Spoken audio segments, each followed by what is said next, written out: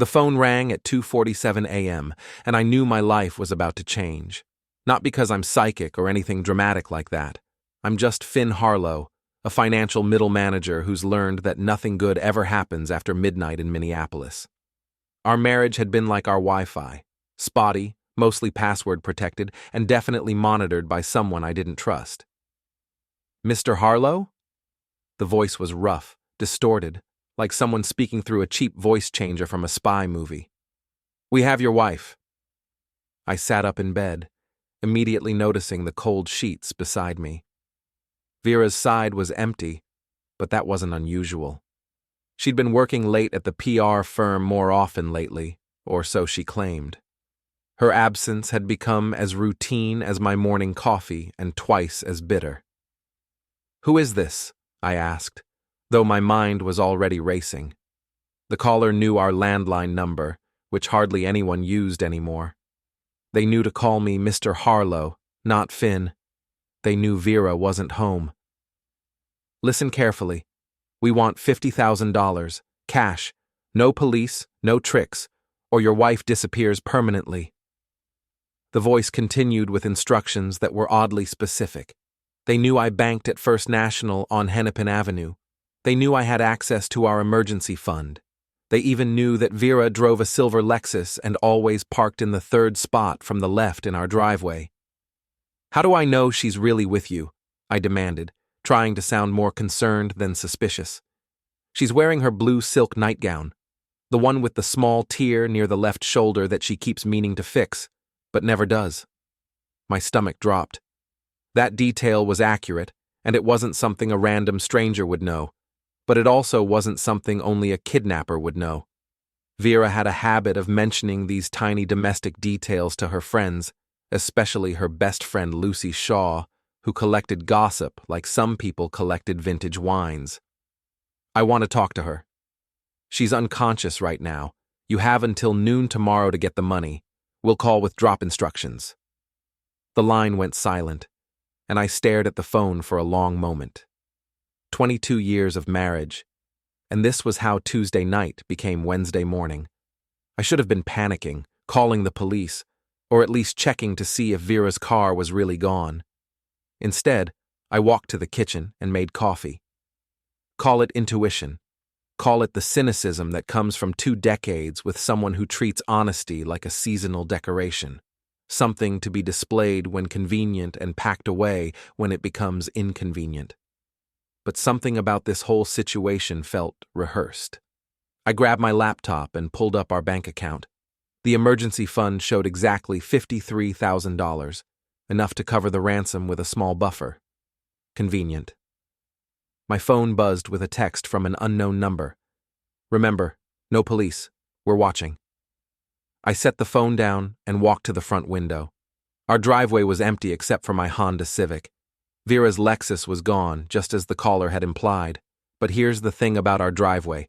It's positioned at an angle where the security camera I installed last year captures everything. I pulled up the camera app on my phone and scrolled back through the footage. At 11:43 p.m., Vera's car was there. At 11:47 p.m., it was gone. 4 minutes. That's either the most efficient kidnapping in criminal history or something else entirely. The footage showed a figure in dark clothing approaching the car, but the angle made it impossible to see faces clearly. What I could see was that whoever it was had a key. No broken windows, no forced entry. They walked up, got in, and drove away like they owned the place. I rewound the footage and watched it again.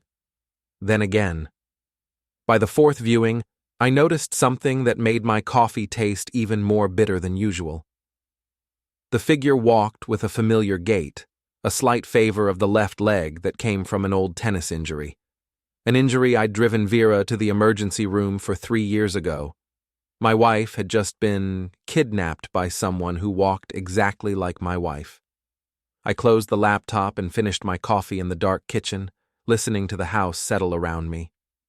Our home in the uptown area had always been too big for just the 2 of us, especially after our kids Ross and Amelia had moved out for college. Now it felt like a museum dedicated to a marriage that had died so gradually, I hadn't noticed when we stopped trying to resuscitate it. The smart thing would be to call Detective Ed Ramsey, an old acquaintance from my neighborhood watch days. Ed was cynical enough to appreciate irony and honest enough to investigate thoroughly. But something held me back. Maybe it was curiosity.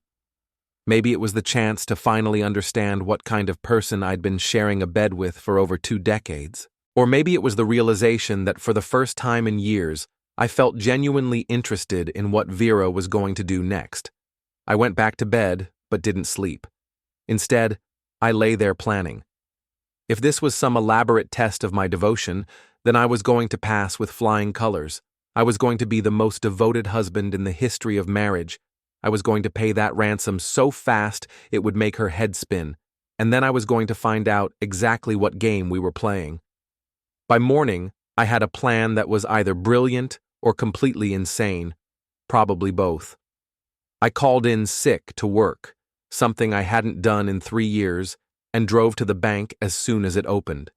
The teller, a young woman named Jessica, who'd handled our account for years, looked concerned when I requested $50,000 in cash. "Is everything all right, Mr. Harlow?" "Just a private transaction," I said, signing the withdrawal slip with a steady hand. Sometimes cash is the only way to handle certain situations. She processed the request without further questions, though I could see the curiosity in her eyes. $50,000 makes a substantial stack, even in hundreds. I requested a mix of bills and had them packed in a plain canvas bag. The phone rang again at exactly noon. "Do you have the money?" "Yes." "Good. There's a parking lot behind the Grain Belt Brewery, 3rd row next to the blue dumpster. Leave the bag and walk away. Don't look back, don't wait around. We'll release your wife once we've confirmed the money." "How do I know you'll keep your word?" "You don't, but it's the only chance you've got." The line went silent again, and I stared at the bag of cash sitting on my kitchen counter. $50,000. Vera's freedom, or at least the price of whatever elaborate performance she'd orchestrated. I grabbed my keys and headed for the door, but first, I made one small addition to my plan. I tucked a small GPS tracker, the kind people use to find lost keys, into the bottom of the money bag. If this was a test, I was going to grade it myself. The drive to the brewery took 20 minutes through midday traffic. The parking lot was mostly empty, which made sense for a Tuesday afternoon. I found the blue dumpster easily enough and left the bag exactly where instructed. As I walked back to my car, I resisted the urge to look over my shoulder. Instead, I drove to a coffee shop 6 blocks away and pulled up the GPS tracker app on my phone. The little dot that represented my $50,000 was moving north, toward the Lake District, where Minneapolis keeps its most expensive real estate. Interesting neighborhood for a kidnapping operation. I followed at a distance, watching the dot on my screen more than the road. It stopped moving at an address I recognized, 1247 Lakeshore Drive, Dr. Derek Vale's mansion. Derek, who'd been Vera's college friend. Derek, who'd recently divorced his own wife. Derek, who owned a cosmetic surgery practice and drove a Maserati. Derek, who apparently was now in possession of my ransom money. I parked 3 blocks away and walked back, staying in the tree line that bordered the property. The mansion sat on 2 acres of manicured lawn that sloped down to Lake Minnetonka. Through the large windows facing the lake, I could see figures moving around inside. I pulled out my phone and switched to video mode, zooming in as much as possible. What I saw made everything clear. Vera was sitting on Derek's white leather couch, very much conscious and very much not kidnapped. She was wearing the blue silk nightgown the caller had described, but she'd changed into it here. I could see her street clothes folded neatly on a nearby chair. In her hand was a champagne glass, and she was laughing at something Derek had said. They were celebrating. I recorded for 5 minutes, capturing clear footage of both of them, the money bag sitting on Derek's coffee table, and what appeared to be a very intimate conversation about their successful operation.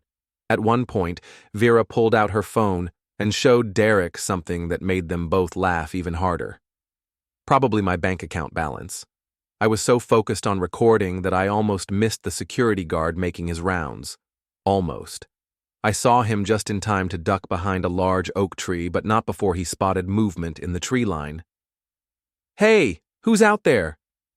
I had two choices: run or try to talk my way out of this. Given that I was technically trespassing while conducting surveillance on my cheating wife and her accomplice, running seemed like the better option. I sprinted through the trees, branches catching at my jacket and roots trying to trip me up.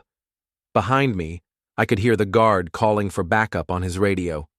The property was bigger than I'd thought, and it took me several minutes of stumbling through underbrush to reach the street where I'd parked.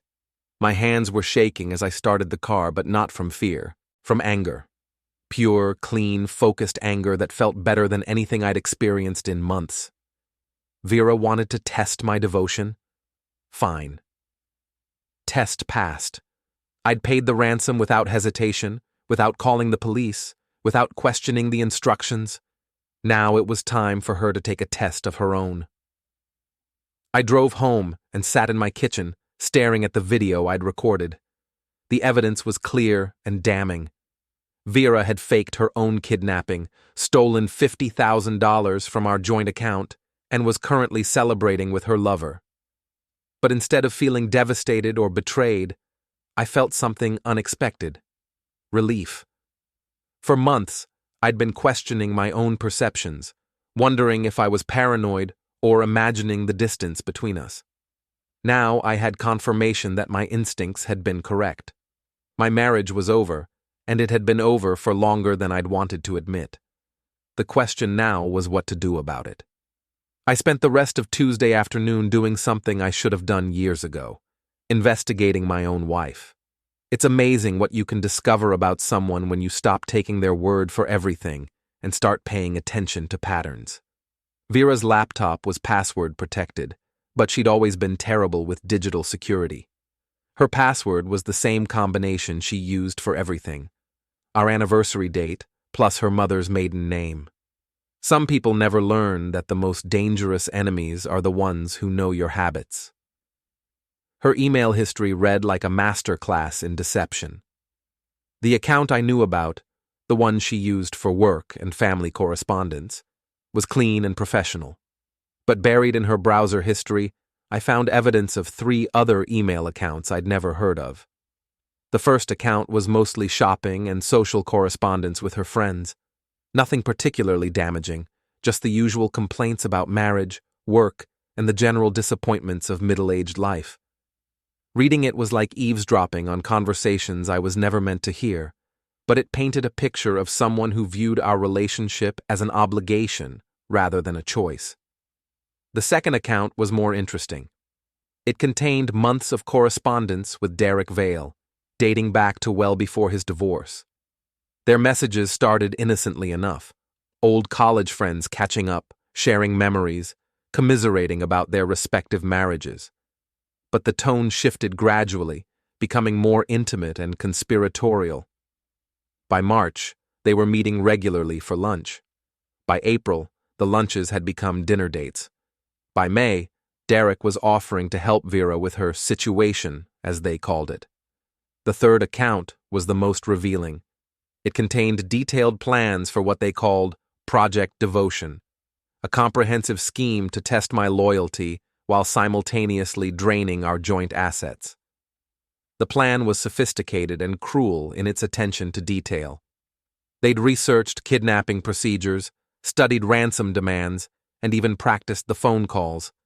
Vera had recorded herself reading the script multiple times, adjusting her tone and timing until it sounded authentic. Derek had provided the voice-changing software and helped refine the technical details. But the most damaging evidence was in the financial planning documents. This wasn't just about testing my love, it was about positioning Vera for a profitable divorce. They'd calculated exactly how much money they could extract before filing papers, and they'd researched ways to hide assets in Derek's name. I printed everything and organized it into a file that would make any divorce attorney weep with joy. Then I made copies and stored them in 3 different locations, including a safety deposit box Vera didn't know about. My phone rang at 6:30 p.m. Finn? Thank goodness you're home. Vera's voice was shaky, tearful, exactly what you'd expect from a kidnapping victim. They just released me. I'm so scared. Can you come pick me up? Where are you? I'm at a gas station on Highway 7 near Minnetonka. I don't have my purse or my car. They just pushed me out and drove away. Highway 7 was exactly 12 minutes from Derek's mansion. Convenient. I'll be right there, I said, grabbing my keys and the file folder. Are you hurt? Just shaken up. Oh, Finn, I was so scared. But you saved me. You actually paid the ransom. Her voice broke convincingly. I wasn't sure you would. That last comment was interesting. Even in her fabricated trauma, Vera couldn't resist testing my devotion one more time. I found her exactly where she said she'd be, standing under the fluorescent lights of a Shell station, still wearing the blue nightgown, but now with Derek's jacket draped over her shoulders. She'd messed up her hair and smudged her makeup to look appropriately distressed. When she saw my car, she ran toward me with tears streaming down her face. For a moment, watching her performance, I almost felt sorry for her. She was trying so hard to sell a story that we both knew was fabricated. I thought I was going to die, she sobbed, throwing her arms around me. They kept me in some basement. I couldn't see anything. I just heard voices and footsteps above me. It's okay, I said, patting her back mechanically. You're safe now. Let's get you home. During the drive, she elaborated on her fictional ordeal. The kidnappers had been professionals, she claimed. They'd known exactly what they were doing.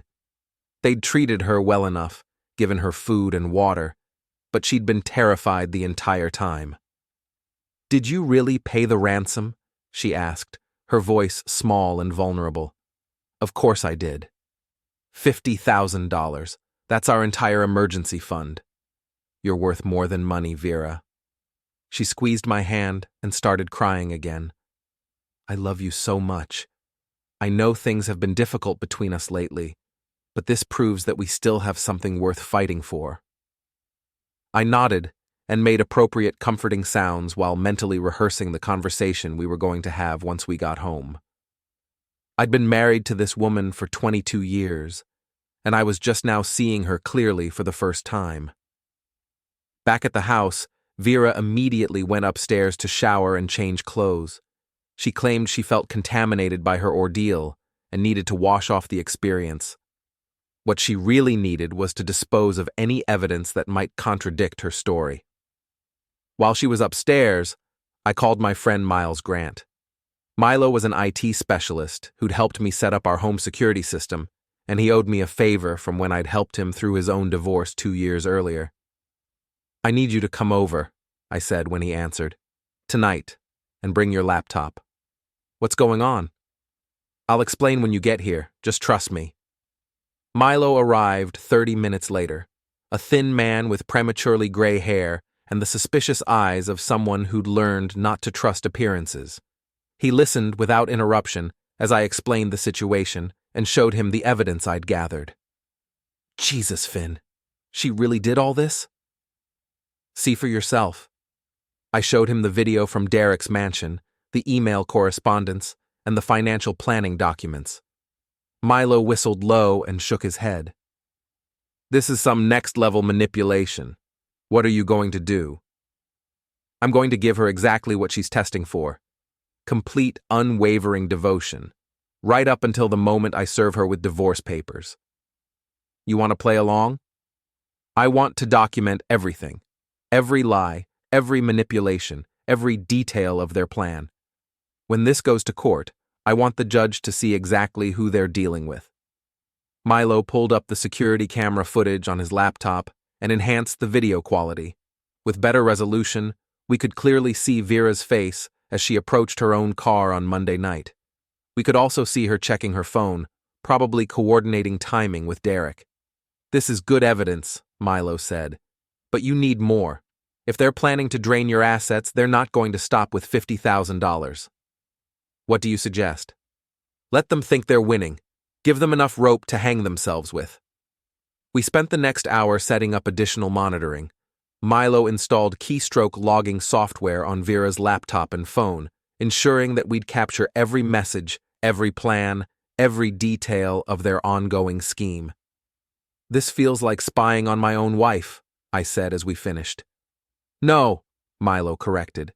"This is protecting yourself from someone who's been spying on you for months." Vera came downstairs just as Milo was packing up his equipment. She looked refreshed and beautiful, wearing a silk robe that I'd bought her for Christmas. Her performance of traumatized vulnerability was flawless. "Who was that?" she asked after Milo left. "Just a friend from work. He heard about what happened and wanted to check on us." She nodded and curled up next to me on the couch. "I keep thinking about those men. What if they come back? What if they want more money? We'll deal with it if it happens.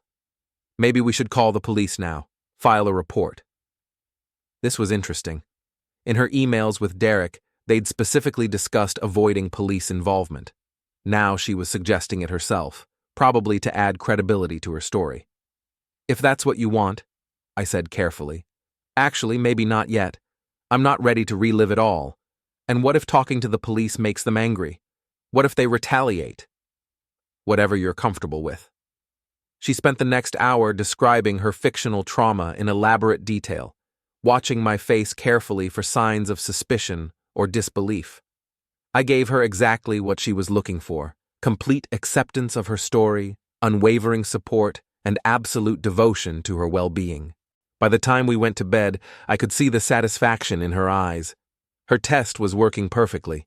Her devoted husband had paid the ransom without question and was now providing exactly the kind of emotional support she'd been hoping for. What she didn't know was that I'd already made an appointment with the best divorce attorney in Minneapolis for Thursday morning. Wednesday morning brought a new wrinkle to Vera's performance. She claimed to be suffering from what she called delayed trauma response, sudden anxiety attacks, difficulty concentrating, and an overwhelming need for reassurance about our relationship. "I keep thinking about how you paid that ransom," she said over breakfast. $50,000 without even hesitating. It proves that you really do love me." "Of course I love you. I know I haven't been the best wife lately. I've been distant, focused on work, taking you for granted.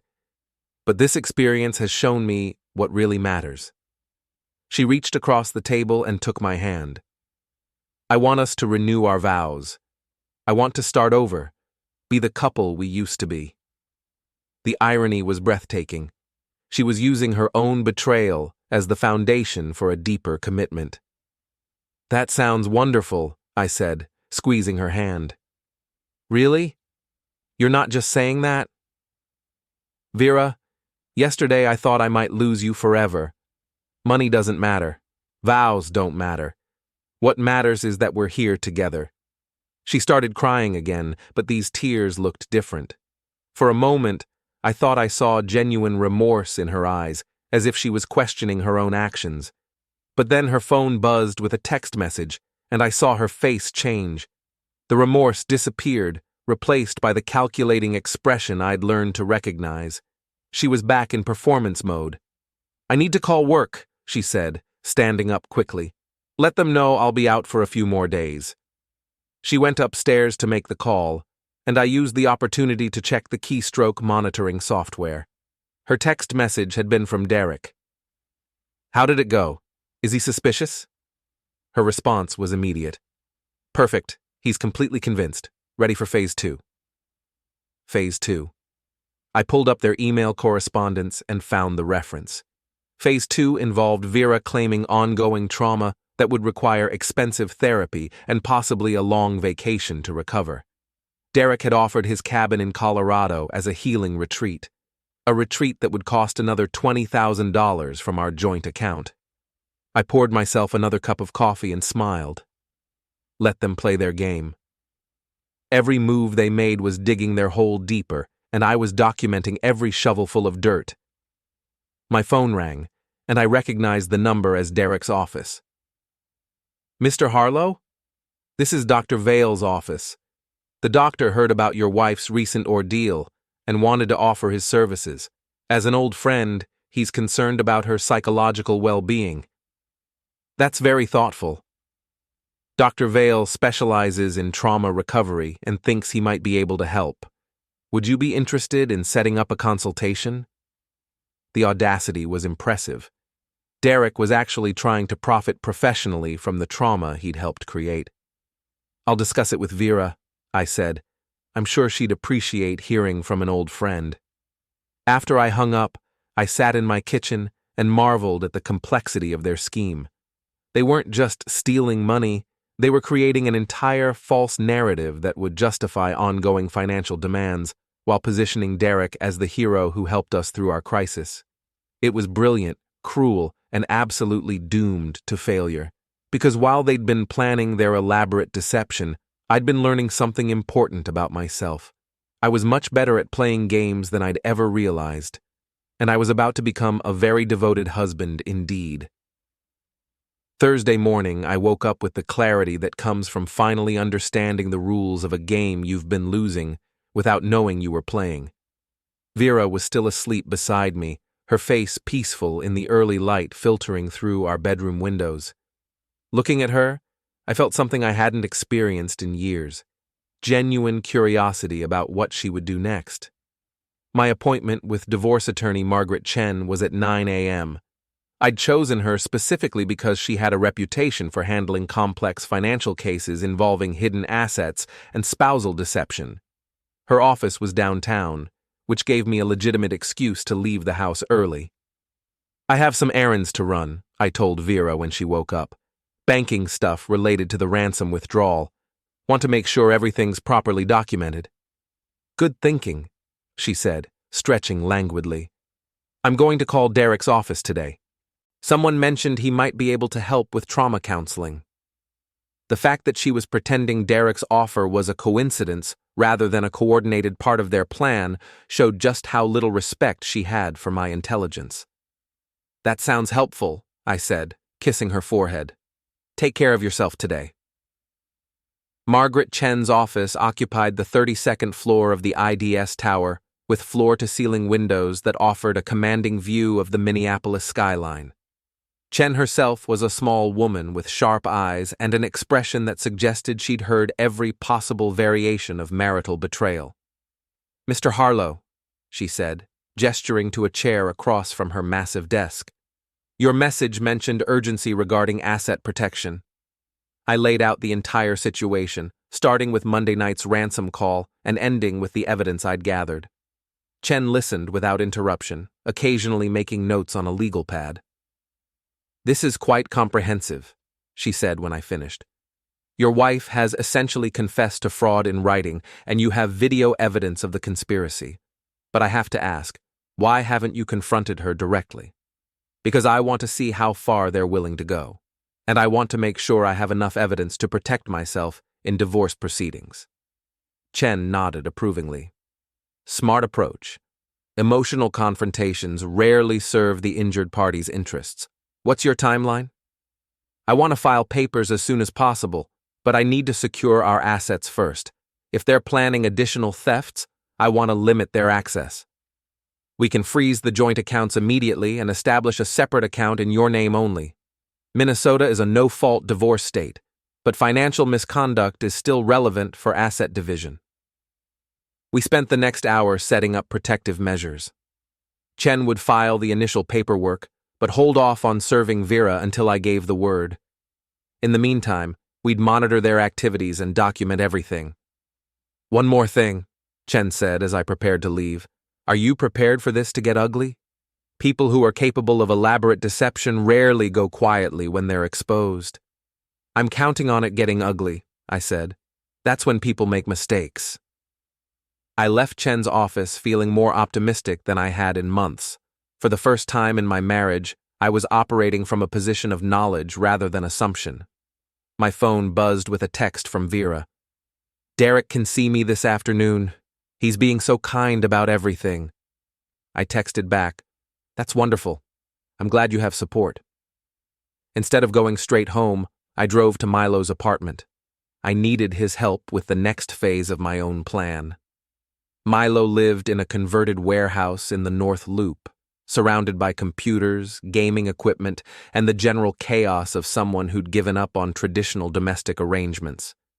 He was already at his computer when I arrived, monitoring the keystroke logs from Vera's devices. "You're going to want to see this," he said, pulling up a chat window. "They've been busy this morning." The conversation was between Vera and Derek, planning their next moves. Derek was pushing for accelerated timeline, worried that I might become suspicious if they dragged things out too long. "He's being incredibly sweet and supportive," Vera had written. "But I can't shake the feeling that he's too calm about all this. Most husbands would be more upset." "You're overthinking it," Derek had replied. "He paid the ransom without question. He's buying the trauma story. Just stick to the plan. What if he wants to call the police? Then we'll deal with it. We've covered our tracks." Reading their conversation was like watching someone plan a crime in real time, except the crime had already been committed, and the criminals were now worried about getting caught. "There's more," Milo said, scrolling down. "They're planning to ask for money for therapy sessions. $2,500 per week for intensive trauma treatment." $2,500 a week? Derek's apparently going to provide specialized care that isn't covered by insurance. They figure they can milk it for at least 2 months before you start asking questions. I did the math. $20,000 on top of the $50,000 they'd already stolen. And that was just the beginning. Their emails suggested this was a test run for larger thefts. "I need you to do something for me," I said. "Can you set up a fake email account that looks like it's from a kidnapping victim support group?" Milo raised an eyebrow. "What are you planning?" "I'm going to give Vera exactly what she's asking for: support, understanding, and complete belief in her story." We spent the next hour creating a fictional support network for kidnapping victims. Milo was brilliant at this kind of technical manipulation. Within an hour, we had a website, email accounts, and even fake testimonials from other survivors who'd gone through similar ordeals. The plan was elegantly simple. I would suggest that Vera connect with other victims for support. The fake support group would validate her story while subtly encouraging her to document her experience in detail. Everything she wrote would become additional evidence of her deception. "This is either genius or completely insane," Milo said as we finished setting up the fake website. "Probably both. But it's going to work." I got home just as Vera was leaving for her appointment with Derek. She was dressed carefully, not too formal, not too casual, exactly what you'd expect from someone seeking professional help for trauma. "How are you feeling?" I asked, giving her a supportive hug. "Nervous, but hopeful. Derek thinks he can really help me work through this." "I'm proud of you for taking this step. It shows real strength." She smiled and kissed me goodbye, and I watched her drive away in her Lexus. Then I went inside and called the security company that had installed our camera system. "I need to upgrade to a more comprehensive package," I told the technician. "Interior cameras, audio recording, the works. My wife was recently the victim of a crime, and we want to feel safer." The technician was sympathetic and professional. He could have the new system installed by tomorrow afternoon, and it would capture everything that happened in our house. "Will your wife be comfortable with interior cameras?" he asked. "It was her idea," I lied smoothly. "She wants to document everything in case the perpetrators come back." While I waited for Vera to return from her appointment, I used the time to research Derek Vale more thoroughly. What I found was illuminating. Derek had been through a messy divorce 18 months earlier. His ex-wife had accused him of financial misconduct and emotional manipulation, but the case had been settled out of court. The settlement terms were sealed, but the public records showed that Derek had paid a substantial sum to make the accusations go away.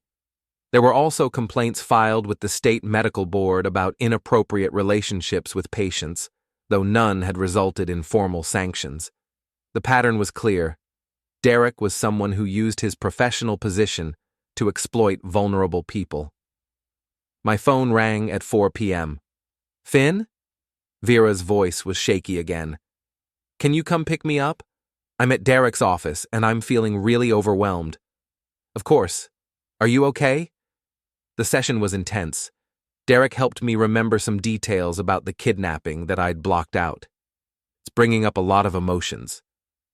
I'll be right there. Derek's office was in a medical complex in Edina, designed to project success and trustworthiness. The waiting room featured expensive artwork and comfortable leather furniture, exactly what you'd expect from a cosmetic surgeon who charged premium prices. I found Vera in the waiting room, looking appropriately fragile and emotionally drained. Derek was with her, playing the role of concerned physician perfectly. "Mr. Harlow," he said, extending his hand.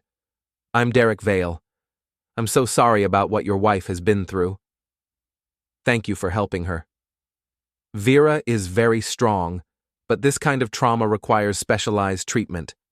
I'd like to recommend a comprehensive therapy program that I think could really help her heal." He outlined his treatment plan with the smooth confidence of someone who'd given this pitch many times before. Intensive therapy sessions, specialized techniques, a holistic approach to trauma recovery. It sounded professional and caring, and it would cost exactly $2,500 per week. "Whatever she needs," I said without hesitation. Money isn't important when it comes to her well-being. I saw Vera and Derek exchange a quick glance. They were probably amazed at how easily I was agreeing to their scheme. "There's one more thing," Derek said. "I think it might help Vera to connect with other survivors. I know a support group that's been very beneficial for patients dealing with similar trauma." This was perfect. They were actually suggesting the very thing I'd planned to propose. "That sounds wonderful," I said. "Vera, what do you think?" "I'm not sure I'm ready to talk to strangers about what happened." "It doesn't have to be face-to-face," Derek said.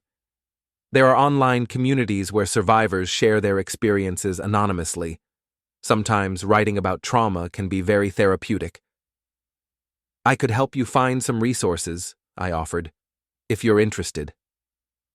By the time we left Derek's office, the plan was in motion. Vera would begin intensive therapy sessions twice a week, and I would research online support groups where she could connect with other survivors. During the drive home, Vera elaborated on the recovered memories from her session with Derek. She now remembered more details about her captors, their voices, the room where they'd held her. Every detail was carefully crafted to be dramatic, but unverifiable. "Derek thinks I might have PTSD," she said quietly. "He says it's common for kidnapping victims to develop long-term psychological effects. We'll get through this together," I promised, "whatever it takes." That evening, I introduced Vera to the fake support group website that Milo had created. She was initially hesitant, but I encouraged her to read the testimonials from other survivors. "Look at this," I said, pointing to a particularly compelling fake story. "This woman went through something very similar to your experience. She says writing about it really helped her process the trauma." Vera read the testimonial carefully, and I could see her making mental notes about details she could incorporate into her own story. "Maybe I should try writing about what happened," she said thoughtfully. "Only if you feel comfortable with it. But it might help you work through some of the emotions." She spent the next 2 hours crafting her first post to the support group, describing her kidnapping experience in vivid detail. Every word was fiction, but it was fiction that she was putting in writing under her own name. As I watched her type, I felt something that might have been admiration if it hadn't been directed at someone who was actively trying to destroy my life. She was a gifted storyteller, creating a narrative that was both compelling and emotionally manipulative. Unfortunately for her, she was telling her story to an audience of one person who knew exactly how much of it was true. By the time we went to bed, Vera had posted her complete account of the kidnapping to the fake support group. She'd also scheduled her first therapy session with Derek for the following Monday, and we'd transferred $2,500 from our joint account to cover the cost. "Thank you for being so supportive," she said as we turned off the lights. "I know this is hard for you too." "We're a team," I said, pulling her close. "We'll get through this together." She fell asleep in my arms, probably feeling satisfied with how well her plan was working. Meanwhile, I lay awake thinking about Margaret Chen's question. Was I prepared for this to get ugly? The answer was yes. In fact, I was looking forward to it. Friday morning brought an unexpected development that changed the entire dynamic of our elaborate game. I was in the kitchen making coffee when my phone rang with a call from our bank. Mr. Harlow, this is Jennifer from First National's Fraud Prevention Department. We've detected some unusual activity on your joint checking account and wanted to verify a few transactions. My stomach tightened. What kind of activity? There was a large cash withdrawal on Tuesday that triggered our monitoring system, and now we're seeing several smaller transfers that don't match your normal spending patterns. We want to make sure your account hasn't been compromised. I glanced upstairs, where Vera was still getting ready for the day. Can you give me specifics? The $50,000 withdrawal on Tuesday, of course. Then yesterday we saw a $2,500 transfer to Vail Medical Associates, and this morning there was a $5,000 transfer to an account we don't recognize. $5,000. That wasn't part of any therapy plan we'd discussed. Can you tell me more about this morning's transfer? It was initiated online at 6:23 a.m., transferred to an account registered to Mountain View Properties in Colorado. Derek's cabin. They were already booking their romantic getaway, probably planning to present it as necessary therapy retreat. I need to come in and review all recent activity, I said. Can you freeze any additional transfers until I get there? Absolutely. We'll put a hold on the account immediately. I hung up and stood in my kitchen, feeling the last pieces of the puzzle clicking into place. Vera wasn't just stealing money for therapy sessions. She was systematically draining our accounts to fund her new life with Derek. Upstairs, I could hear her talking on the phone, probably coordinating with Derek about their next moves. Her voice carried down the stairs, too quiet for me to make out words, but animated enough to suggest she was excited about something. I called Margaret Chen's office and left an urgent message, then drove straight to the bank. Jennifer turned out to be a middle-aged woman with the suspicious demeanor of someone who'd seen every possible variation of financial fraud. Let's review everything, she said, pulling up our account history on her computer screen. What I saw was a masterpiece of gradual theft. Starting 3 weeks ago, there had been small transfers to accounts I didn't recognize.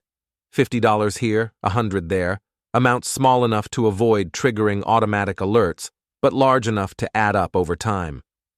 This pattern is consistent with account testing, Jennifer explained. Someone starts with small amounts to see if the transfers are noticed, then gradually increases the amounts. How much total? Including this morning's transfer, approximately $8,000 over the past 3 weeks, plus the $50,000 from Tuesday, of course. $58,000, more than our entire emergency fund. I need to file a fraud report, I said. Of course, but I have to ask, do you have any reason to suspect someone close to you might have access to your account information? The question was delicate but necessary. Jennifer had probably seen plenty of cases where the fraud was coming from inside the family. My wife has access to our online banking, I said carefully, but she's been dealing with some trauma recently. It's possible someone else gained access to her information. Jennifer nodded diplomatically. We'll investigate all possibilities. In the meantime, I recommend opening a new account in your name only and transferring your remaining funds for protection. We spent the next hour setting up new security measures and documenting the fraudulent transfers. By the time I left the bank, Vera's access to our joint accounts had been completely severed. My phone was buzzing with missed calls when I got back to my car. 3 calls from Vera, 2 from Derek's office, and 1 from a number I didn't recognize. I called Vera back first. Finn, thank goodness something's wrong with our bank account. I tried to transfer money for groceries and it said the account was frozen. I know. The bank called about suspicious activity. They've temporarily frozen everything while they investigate. Suspicious activity? What kind of suspicious activity? Unauthorized transfers. Someone's been stealing money from our account for weeks. There was a long pause. That's terrible. Do they know who's doing it? Not yet, but they're investigating. They think someone might have gotten access to our online banking information. How is that possible? Identity theft, probably. With everything that's happened this week, it's possible the kidnappers got access to more than we realized. I could almost hear her mind racing, trying to figure out how to spin this development in her favor. This is so scary, she said finally. First the kidnapping, now this. It feels like someone's targeting our family. The bank is handling it. They'll restore any stolen funds and set up new security measures. What about my therapy sessions with Derek? I was supposed to pay for next week's appointment. We'll figure it out. Your healing is more important than money. After I hung up, I sat in the bank parking lot and called Milo. Emergency meeting, I said when he answered. Things just got interesting. Milo's apartment had become our unofficial command center, with multiple computer screens displaying various aspects of our surveillance operation. When I arrived, he was already pulling up the morning's keystroke logs. Your wife's been busy, he said, pointing to a chat window. Look at this conversation with Derek from this morning. The messages showed growing panic as they realized their access to our accounts had been cut off. The transfers aren't going through, Vera had written. Something's wrong with the banking system. Stay calm, Derek had replied. These things happen. We'll figure out another way. What if he's suspicious? What if he knows? He doesn't know anything. He's been completely supportive. This is just a technical glitch. But their confidence was clearly shaken.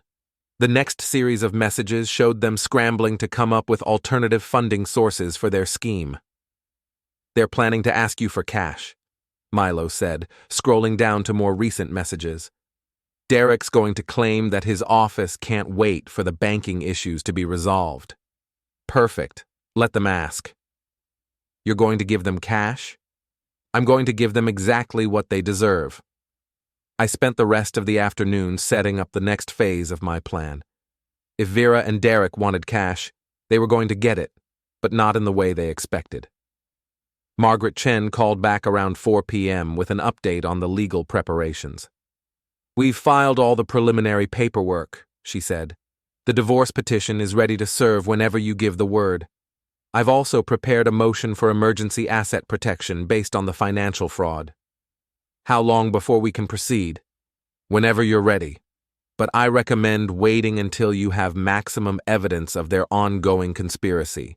The more documentation we have, the stronger your position. Give me until Monday. I want to see how they handle the banking situation. That evening, Vera was unusually affectionate and attentive. She cooked my favorite dinner, opened a bottle of wine, and spent the entire meal talking about how grateful she was for my support during her recovery. I know this has been hard for you too, she said, reaching across the table to take my hand.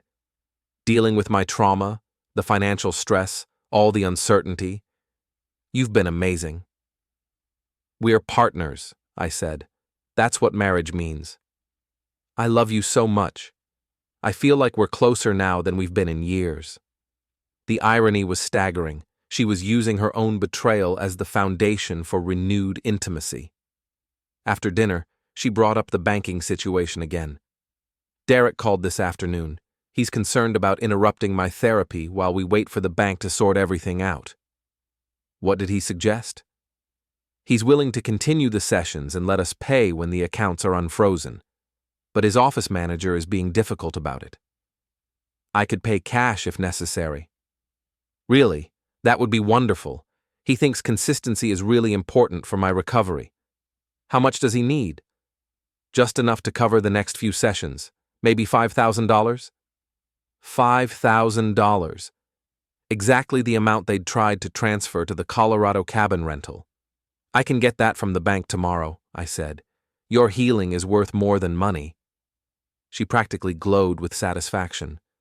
You're the most wonderful husband in the world. Saturday morning, I made a show of going to the bank to withdraw cash for Derek's therapy sessions.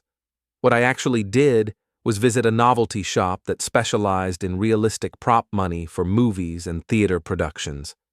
$5,000 in prop bills looked exactly like real money, but each bill was clearly marked as "for motion picture use only" in small print that was barely visible unless you knew to look for it. I also made one additional purchase, a small recording device that looked like an ordinary pen. If Derek and Vera wanted to discuss their plans in person, I was going to capture every word. That afternoon, Vera asked me to drive her to Derek's office for an emergency session. She claimed to be having anxiety attacks related to the banking fraud, and Derek had agreed to see her on short notice. "I'm so grateful you're willing to pay cash," she said during the drive. I was worried about interrupting my progress. "Whatever you need." Derek's office was nearly empty on Saturday afternoon, which made sense since most medical practices didn't operate weekend hours. But Derek had made a special exception for Vera, probably because they needed privacy to discuss their next moves.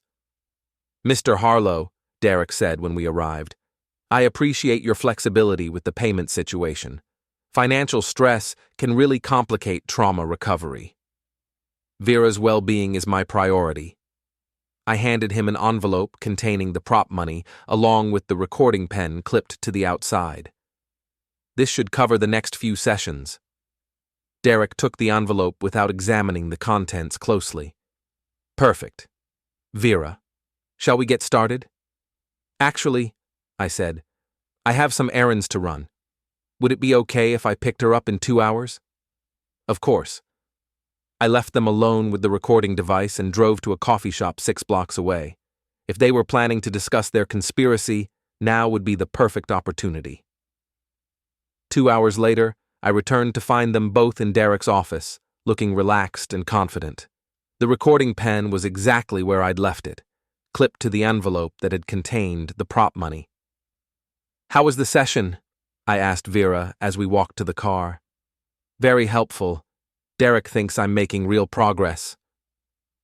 During the drive home, she talked enthusiastically about her therapy breakthroughs and her plans for continued recovery. She seemed genuinely optimistic about the future, probably because she thought she'd successfully stolen another $5,000. That evening, I retrieved the recording pen and connected it to Milo's computer. What we heard was even more damaging than I'd hoped.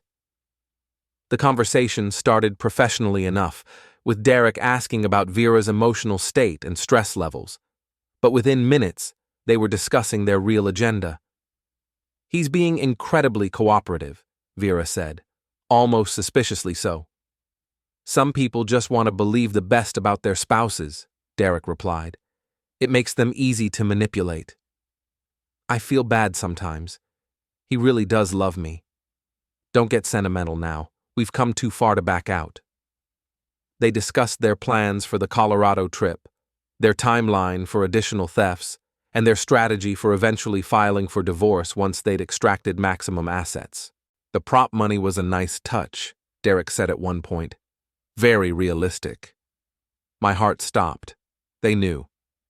"What do you mean?" Vera asked. "Look at this," Derek said, and I could hear paper rustling. "Every bill is marked for motion picture use only. Your husband just paid us with fake money." There was a long silence.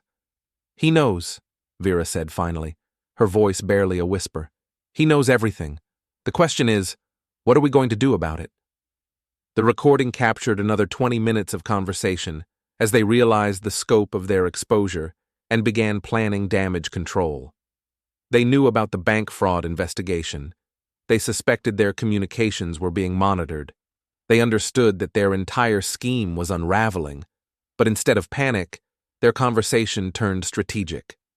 They were planning to accuse me of financial abuse, claiming that I'd manipulated the banking situation to control Vera during her vulnerable recovery period. "It's his word against ours," Derek said, "and I'm a respected physician. Who's going to believe that I conspired to fake a kidnapping?" "What about the evidence he might have?" "What evidence? Everything we've done could be explained as legitimate therapy for trauma recovery. The money transfers could be explained as medical expenses." They were good, I had to admit. Even caught red-handed, they were adapting their strategy and looking for ways to turn the situation to their advantage. But they'd made one crucial mistake. They'd underestimated how much evidence I'd actually gathered. As I listened to their conversation, I realized that the game was about to enter its final phase. They knew I knew, and I knew they knew I knew. All pretense was about to be abandoned, and we were going to find out who was really better at playing dirty. I was looking forward to the challenge. Sunday morning arrived with the artificial calm that precedes a storm. Vera was unusually quiet during breakfast, picking at her food and checking her phone repeatedly. She was probably coordinating with Derek about their new strategy, now that they knew I was aware of their deception. "You seem distracted," I said, refilling her coffee cup. "Just thinking about everything that's happened this week. It feels surreal." "The kidnapping?" "Everything. The kidnapping, the banking problems, all the stress. Sometimes I wonder if I'm handling it the right way." This was interesting. She was testing to see if I would reveal my knowledge, probably hoping I'd confront her directly so she could gauge how much evidence I had. "You're handling it perfectly," I said. "Trauma recovery isn't linear. It's normal to have doubts." She nodded and went back to her phone, probably disappointed that I wasn't taking the bait. My own phone rang with a call from Detective Ed Ramsey. "Finn, I heard through the grapevine that you had some trouble this week. Kidnapping?" Ed and I had worked together on neighborhood watch issues for years. He was exactly the kind of cynical, experienced cop who would appreciate the complexity of my situation. "It's been resolved," I said carefully, aware that Vera was listening to every word. "I'm glad to hear it, but listen, I've been doing some checking, and there are a few things that don't add up. Can you come down to the station this afternoon, just to clarify a few details?" "Of course." After I hung up, Vera looked concerned. What did he want? "Just routine follow-up. Apparently, kidnapping cases require additional paperwork, even when they're resolved." "Should I come with you?"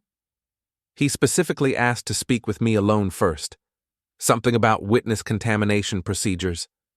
This was a lie, but it served two purposes. It would give me a chance to brief Ed on the real situation, and it would make Vera think the police were taking her story seriously. "I should probably call Derek," she said. "Let him know the police are asking questions." "Good idea. It's important that everyone's stories are consistent." She went upstairs to make the call, and I used the opportunity to text Milo. "Phase 3 starting. Monitor all communications." The police station was nearly empty on Sunday afternoon. Ed met me in an interview room that smelled like stale coffee and disappointment. "Okay," he said, closing the door behind us. "Tell me what's really going on." I laid out the entire situation, starting with Monday night's ransom call and ending with yesterday's recording of Derek and Vera discussing their conspiracy. Ed listened without interruption, occasionally raising an eyebrow but never looking surprised. "Jesus, Finn, your wife really did all this?" "See for yourself." I showed him the video from Derek's mansion, the email correspondence, the financial records, and the audio recording from yesterday's therapy session. Ed reviewed everything with the methodical attention of someone who'd seen enough human stupidity to find very little shocking. "This is solid evidence," he said finally. "Fraud, conspiracy, probably a few other charges we could make stick. What do you want to do about it?" "I want them to think they're winning right up until the moment they lose everything." "You want to keep playing along?" "I want to document their complete plan before we shut it down. The more evidence we have, the stronger the case." Ed leaned back in his chair and studied me carefully. "You know, most people in your situation would be screaming for immediate arrests. You're being remarkably calm about this." "I'm angry," I said, "but I'm channeling it constructively." "Fair enough. What do you need from me?" "Official backing. I want them to think the police investigation is moving in their favor. Can you interview Vera and Derek separately? Ask questions that suggest you're treating this as a legitimate kidnapping?" "I can do that. But Finn, you need to understand something. Once we start official interviews, this becomes a formal investigation. There's no going back." "I'm ready for that." We spent another hour planning the interviews and coordinating our approach. Ed would contact both Vera and Derek tomorrow, requesting formal statements about the kidnapping. The questions would be designed to encourage them to elaborate on their fictional story, creating additional evidence of their deception. When I got home, Vera was waiting anxiously. "How did it go?" "Fine. Detective Ramsey wants to interview you tomorrow morning. Just standard procedure for kidnapping cases." "What kind of questions will he ask?" "Details about your captivity, descriptions of your kidnappers, anything that might help identify them." She nodded, probably already rehearsing her answers. "He also wants to interview Derek, since he's been helping with your recovery. The detective thinks Derek might have insights into your psychological state that could be relevant to the investigation." "That makes sense." "Are you nervous about the interview?" "A little, but I want to help catch the people who did this to me." The sincerity in her voice was remarkable. She was so committed to her performance that she seemed to believe it herself. That evening, Vera spent hours preparing for her police interview. She reviewed her written account from the support group website, practiced describing her kidnappers, and even researched Stockholm Syndrome to add psychological depth to her story. Watching her prepare was like watching a masterclass in method acting. She was completely immersed in her fictional trauma, building layers of detail that would make her story more convincing. Meanwhile, I was conducting my own preparations. Milo had enhanced the audio quality of Derek and Vera's recorded conversation, making every word crystal clear. Margaret Chen had prepared additional legal documents that would freeze all of Derek's assets once we revealed the conspiracy. Everything was ready for the final act. Monday morning, Vera dressed carefully for her police interview. Professional, but not too formal, vulnerable, but not fragile. She'd clearly given thought to the impression she wanted to make. "Wish me luck," she said, kissing me goodbye. "You don't need luck. Just tell the truth." She paused at the door, and for a moment I thought she might actually confess. But then she smiled and said, "I love you for believing in me." After she left, I called Derek's office. "Dr. Vale, this is Finn Harlow. Detective Ramsey wants to interview you this afternoon about Vera's case. I wanted to give you a heads up. Of course, I'm happy to help however I can. The detective is particularly interested in your professional assessment of Vera's psychological state. He thinks your insights might be valuable for the investigation. I'll prepare a comprehensive report." "Thank you. Vera's lucky to have such a dedicated friend helping her through this." The irony was probably lost on him, but I enjoyed saying it anyway. Ed called me around noon with an update on Vera's interview. "She's good," he said. "Very convincing, lots of detail, consistent with her written account. If I didn't know better, I'd believe every word." "Did she add any new elements?" "A few embellishments. She now remembers that one of her kidnappers had a distinctive tattoo on his wrist. She also claims they mentioned something about watching our house, which explains how they knew so much about your routines." "Building the mythology." "Exactly. She's creating a more elaborate fiction to explain the inconsistencies in her original story." Derek's interview was scheduled for 3 p.m. Ed planned to ask detailed questions about Vera's trauma symptoms and recovery timeline, encouraging Derek to elaborate on his professional assessment. While they were busy with their performances, I was making final preparations for the confrontation that would end this charade. Margaret Chen had prepared a complete legal package: divorce papers, asset freeze orders, and criminal fraud complaints. Everything was ready to file the moment I gave the word. Milo had compiled a comprehensive digital evidence package that documented every aspect of their conspiracy: email records, financial transactions, audio recordings, video footage, everything needed to prove their guilt beyond any reasonable doubt.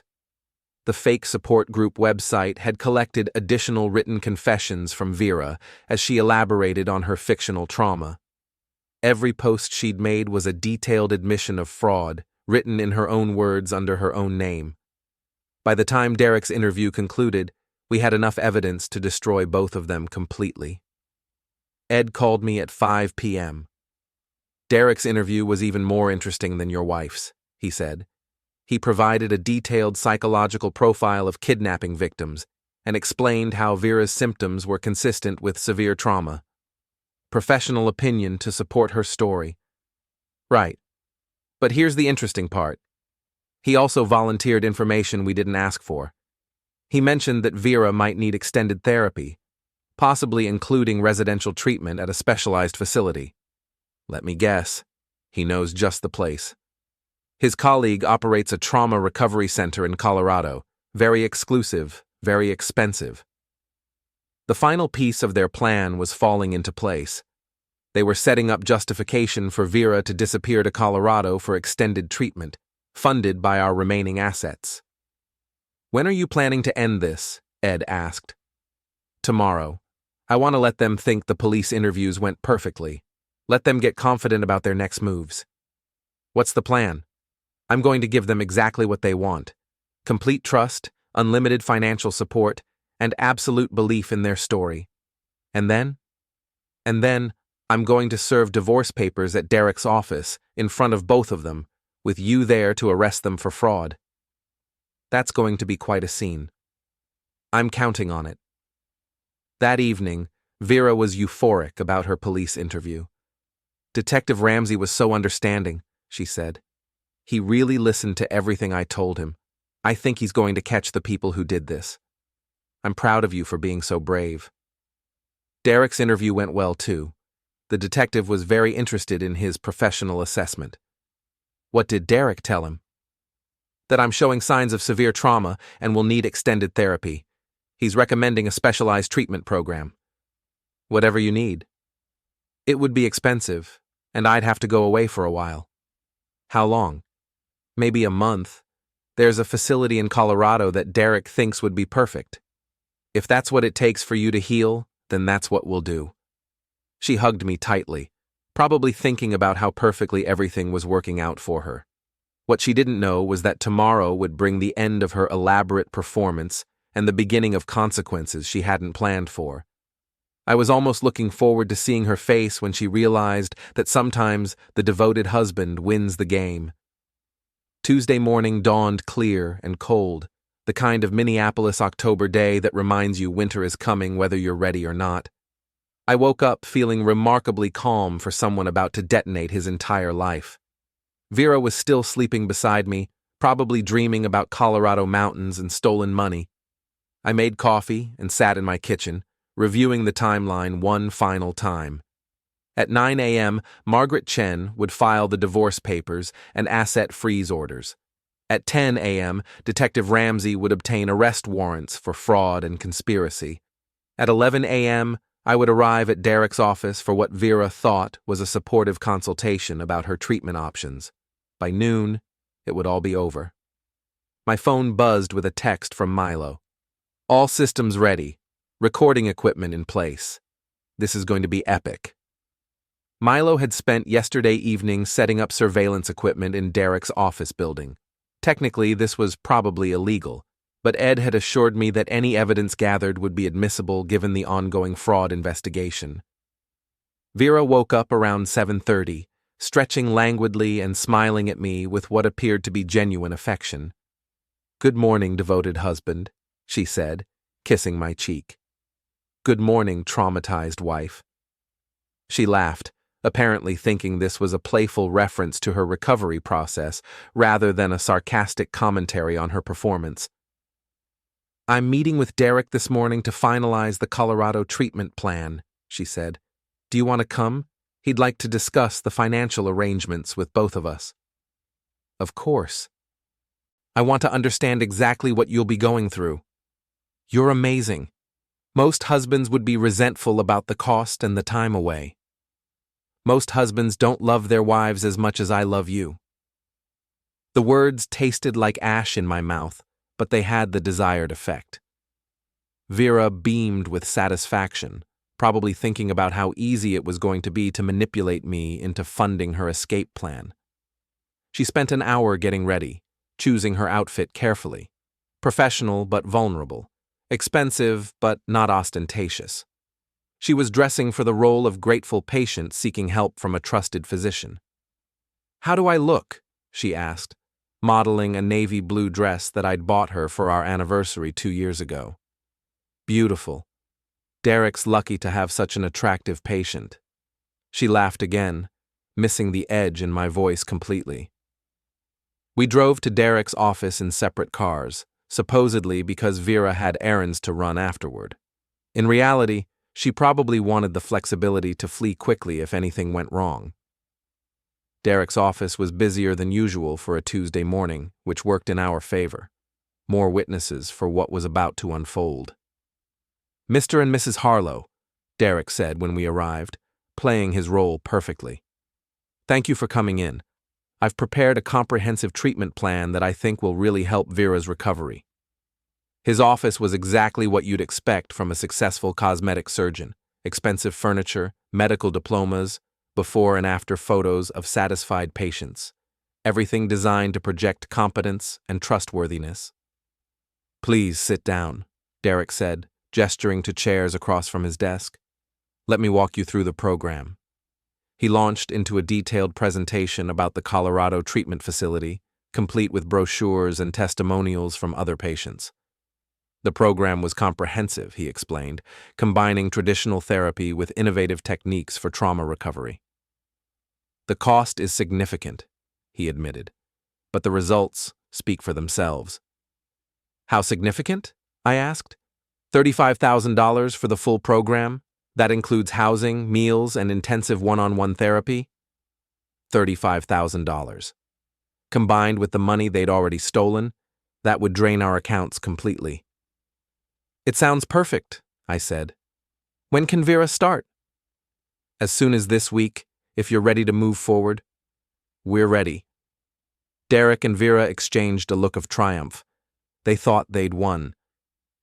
"There's just one small problem," I continued, reaching into my jacket pocket.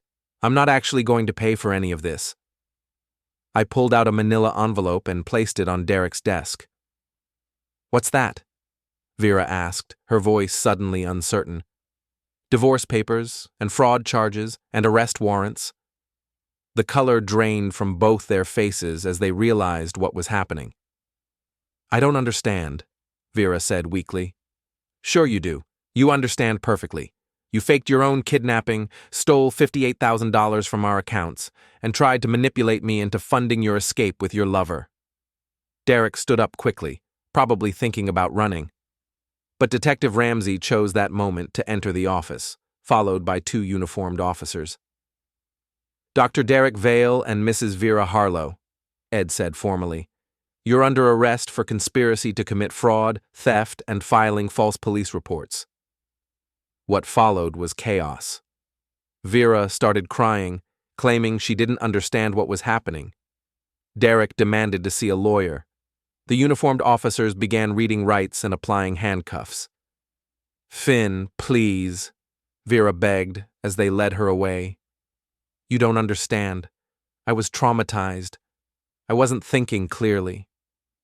"You were thinking clearly enough to plan this for weeks," I said. "You were thinking clearly enough to steal money and lie to the police." "But you paid the ransom. You do love me." "No," I said, looking her directly in the eyes. "I just wanted you gone permanently." The words hit her like a physical blow. For the first time since this whole ordeal began, I saw genuine emotion in her face. Not performance, not manipulation, just raw shock and pain. "You knew," she whispered. "You knew the whole time." "I suspected from the first phone call. I knew for certain by Tuesday morning. Everything since then has been me documenting your crimes." Derek was shouting about his reputation and his medical practice as they led him away in handcuffs. Several patients in the waiting room were recording everything with their phones, which meant the story would be all over social media within hours. "Dr. Vale's practice is finished," Ed said, watching the officers load Derek into a patrol car. "Medical board will revoke his license as soon as they hear about this." "What about Vera?" "Depends on how much she cooperates. The evidence is overwhelming, so she'll probably plead guilty to avoid trial. She's looking at significant prison time. I watched the patrol car disappear down the street, taking my wife of 22 years away to face the consequences of her choices. "How do you feel?" Ed asked. "Relieved," I said, and realized I meant it. For the first time in months, I feel like I can breathe. The aftermath moved quickly. Margaret Chen's asset freeze orders had locked down Derek's accounts, preventing him from hiding money or fleeing the country. The fake support group website provided a detailed written confession in Vera's own words. The recorded conversation from Saturday's therapy session captured them discussing their conspiracy in explicit detail. By Thursday, both Derek and Vera had been formally charged with multiple felonies. Derek's medical practice was under investigation by the state board. Vera's PR firm had fired her immediately after the arrest made local news. The story was picked up by regional media outlets, probably because it had all the elements of a perfect scandal: wealthy doctor, elaborate deception, fake kidnapping, devoted husband's revenge. Minneapolis woman fakes kidnapping to test husband's love, gets divorce papers instead, was the headline in the Star-Tribune. The article was surprisingly accurate, though it missed some of the more subtle details of their scheme. My phone rang constantly for several days. Reporters, curious neighbors, distant relatives who'd seen the news. I stopped answering calls from numbers I didn't recognize. Ross and Amelia drove home from college as soon as they heard what happened. They were shocked by their mother's actions, but supportive of my decisions. "I can't believe she did all this," Amelia said as we sat in the kitchen where this whole ordeal had started. "I mean, I knew you guys were having problems, but this is insane. People are capable of more deception than we want to believe," I said, "especially when they convince themselves they deserve something they haven't earned." "Are you okay, Dad?" Ross asked. "Really okay?" "I'm better than I've been in years," I said honestly. "Finding out the truth is painful, but it's better than living with lies." The house felt different now. Larger, quieter, but also somehow cleaner. I'd spent so many months sensing that something was wrong without being able to identify what it was. Now that the deception was exposed, I could finally relax. Margaret Chen called Friday afternoon with an update on the legal proceedings. "Vera's attorney wants to discuss a plea agreement," she said. "They're hoping to avoid trial by accepting responsibility and agreeing to full restitution." "What would that mean?" "Probably 2 to 3 years in prison, depending on the judge. Full repayment of stolen funds plus damages, and obviously, the divorce would proceed uncontested." "What about Derek?" "He's fighting the charges, claiming everything was legitimate medical treatment. But the evidence is overwhelming, and his attorney knows it. He'll probably take a plea eventually." "How long before it's all resolved?" 6 months, maybe less if they both plead guilty." 6 months. After 22 years of marriage, 6 months to legally end the relationship and move forward with my life. That evening, I sat in my kitchen with a glass of wine and thought about the strange journey that had brought me to this point. A week ago, I'd been a devoted husband living in denial about his failing marriage.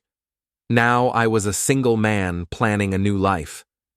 The ransom call had been intended to test my devotion, but it had actually tested something more important: my willingness to face uncomfortable truths about the person I'd chosen to love. I'd passed that test, even if it wasn't the one Vera had intended to give me. My phone buzzed with a text from an unknown number. For a moment, I wondered if it might be Vera, calling from jail to make one final plea for forgiveness. But it was just a spam message about extended car warranties. I deleted it and poured myself another glass of wine. Outside, Minneapolis was settling into evening, and I was settling into the quiet satisfaction of knowing that sometimes the devoted husband wins the game. The test was over. I'd proven my love by paying the ransom without hesitation, and then I'd proven my self-respect by refusing to let that love be used against me. In the end, that was the only devotion that really mattered,